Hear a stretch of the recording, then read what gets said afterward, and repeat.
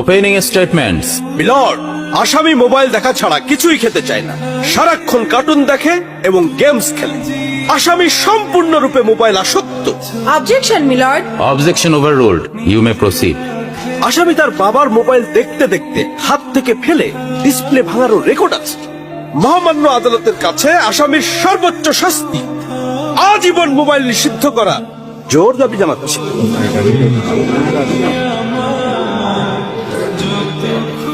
Order, order. আসামি কি কিছু বলতে চায়? হ্যাঁ, আমি ভুল করেছি। আমি অপরাধী। আমি মোবাইল ছাড়া খেতে চাইনি, কিন্তু খেতে চাইনি বলে কেউ গল্প করে আদব করে খাওয়াইনি তো।